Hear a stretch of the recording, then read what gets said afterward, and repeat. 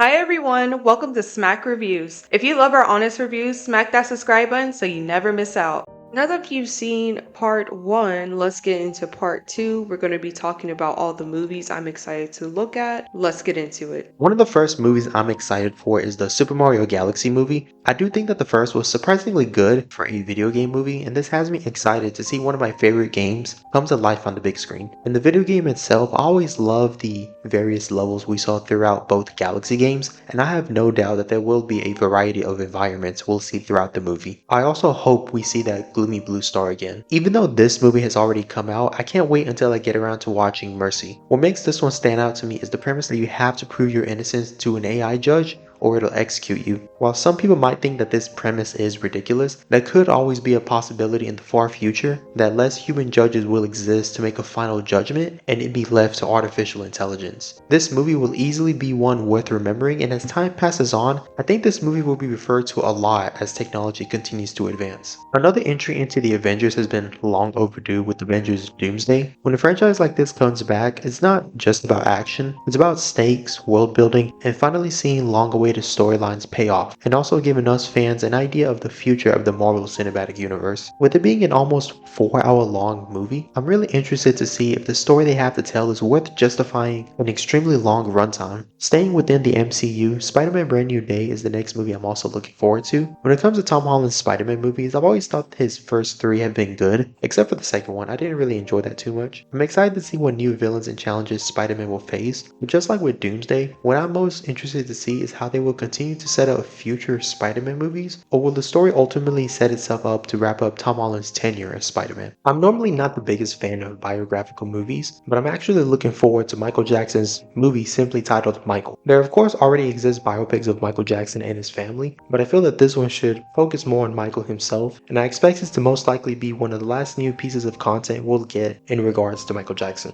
While I do feel that this movie is going to cover a lot of what we already know in his life, I'm hopeful that the movie will show a good amount of things that we haven't seen or haven't known about in Michael Jackson's life. I also wonder if the movie will talk about any of the controversies that Michael was involved in, or if it's going to, for the most part, paint him in a positive image. I'm also looking forward to the Hunger Games Sunrise on the Reaping. The death game genre is a niche genre that just happens to be one of my favorite in media that isn't done a lot in general, and there's really only a handful of IPs that actually do it well, and the Hunger Games of course is one of them. The original movies didn't really emphasize Haymitch himself, so it's nice that we finally get a movie where he is the main focus. Ironically enough, the 7th movie I'm looking forward to is Scream 7. The reason Scream has aged better than most long-running horror franchises is because even though the movies do follow the same structure for the most part, what each movie does do differently is that it restructures the formula so that it doesn't always feel like more of the same. The writing for these movies is always consistently good, and I expect it to be just as good for Scream 7. What I'm most interested in seeing is the in-universe explanation as to why Sam and Tara's characters won't be returning, since both of the actors respectively exited the project years ago. Especially since their friends such as the twins will be returning in this movie, I'm just curious to see if the explanation will make sense or if it's going to be too far-fetched. The Toy Story franchise has always held a special place in my heart. While I do believe that Toy Story 3 should have been the final Toy Story movie, can't help but look forward to every new Toy Story release afterwards, especially with Toy Story 5. I'm curious to see how the story will play out, since it does seem it'll revolve around kids being consumed by technology, and we'll have to see how the toys respond to this. Also, since it seems that Woody is returning, I wonder how they explain this considering how Toy Story 4 ended. Parody movies have largely disappeared from Hollywood, so I was surprised to learn that a Scary Movie 6 will be released. What has me excited here is the chance to laugh at all the ridiculousness and meta-humor the franchise and just parody movies are known for in general.